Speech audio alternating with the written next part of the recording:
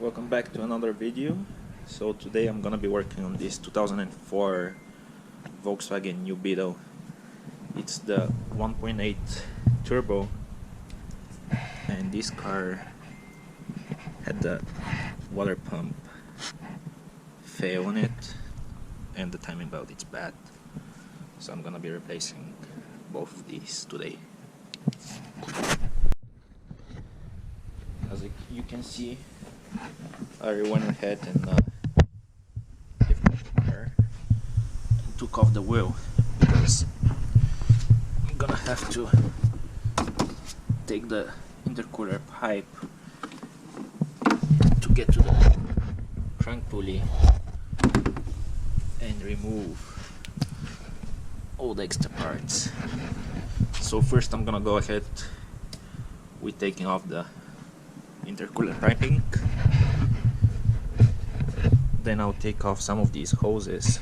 Don't forget to mark them because I have to get to the motor mount, because I'll have to take this off as well to be able to access the tensioner and the water pump.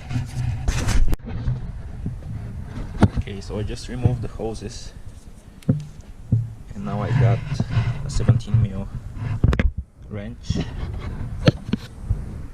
and a pin that I'm gonna use to hold the tensioner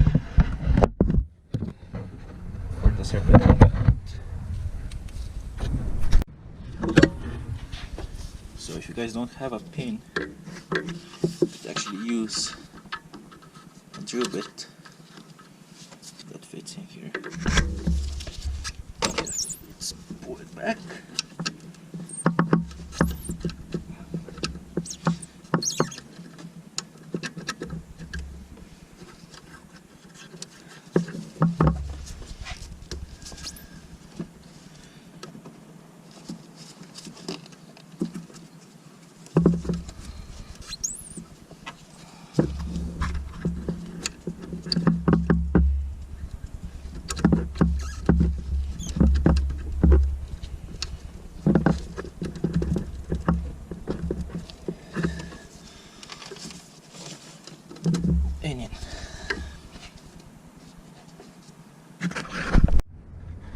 I'm going to go ahead and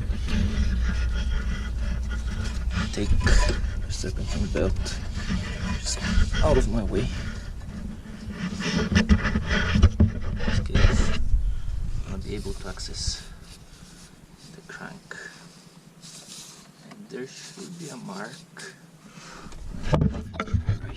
right here. Yep, just right there. There is a mark. So right now I will actually go ahead and remove the tensioner. I can get it out of my way and have more access to be able to reach the motor mount and the timing belt and water pump. And to do so, there were 3 bolts that were just on top of the pulley, and as you can see, here's the drill bit that I use for a pin just to hold it up. So after taking off this small cover that's in between the top one and the bottom one, you guys are gonna be able, it's really hard to notice, all the way down on the crank pulley there is a small nipple, and as well on the cover, the bottom cover, there is a piece like a small bump. You can maybe feel it with your nail, so this one has to align.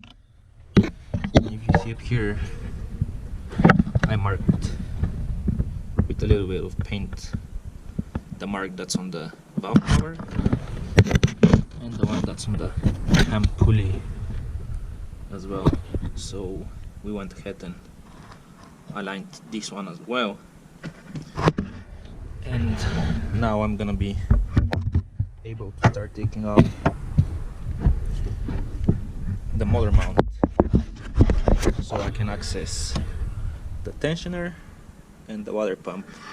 And also I'm gonna take off the crank pulley.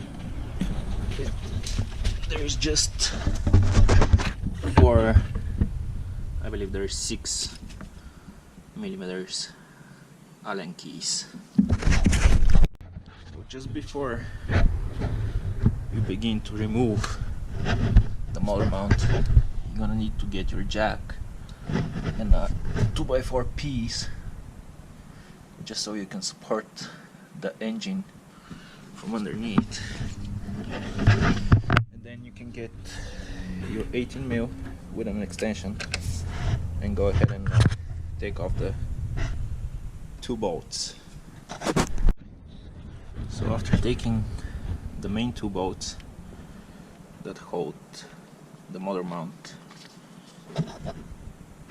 to the engine, I'm gonna go ahead and remove. There is a 13 back there that holds a bracket, and I'm gonna go ahead and take the 216 bolts that hold the motor mount chassis. So I went ahead and lifted up the engine just enough so I can get my 16mm socket. In here there is a hole with a 16mm bolt that holds the motor mount to the engine, as well as way back here, just underneath that hook, there is another 16mm bolt, and there is one more at the bottom that I'm gonna show you just in a bit after I take off these 2. Okay, so just before I go ahead and take out the tensioner, I went ahead and put back the crank pulley and the cover, just to make sure that everything is on marks, as it didn't move while I was taking off some of the parts, and it is. So right now I'm gonna go ahead and take off the tensioner, which has just 2 10mm bolts. So as you can see, I went ahead and took off the tensioner and the pulley and just put the engine mount to the side, just so I'm able to access the water pump now. I also went ahead and put a pan underneath, because when you take out the water pump, there's going to be still some antifreeze inside the system, and it's going to start leaking there.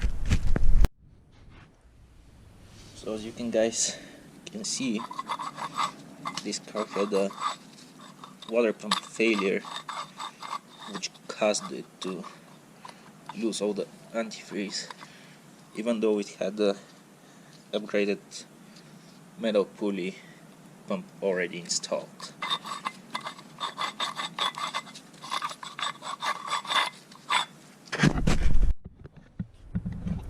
So I went ahead to clean up the surface where the pump sits, and I'm gonna go ahead and put the new one right now. Okay, so I went in, put the water pump on, as well as the motor mount and the timing belt back in its place. Right now I'll be putting back the pulley and the tensioner, and just so I did some boot thread walk on there, just to make sure that this won't back up. And when you do so, don't forget to put this washer as well, because it's really easy to miss it. So I went ahead and rotate the camshaft about 5-6 times, and it looks like it's on the mark down there, and it's on the mark up here as well. So just make sure. Yep, belt is tight. As well. So it looks like it's good to put back together all the other pieces and start it after that. Okay, so I did put all the timing covers back on, as well as the engine mount and the serpentine belt with the tensioner. Right now I have to put back on the lines that I took off earlier, as well as the charge pipe from the intercooler to the line, and as well I have to add some antifreeze, bleed up the system, and this should be just good to go. So I did put everything back together. I added antifreeze, and now I'm gonna start it.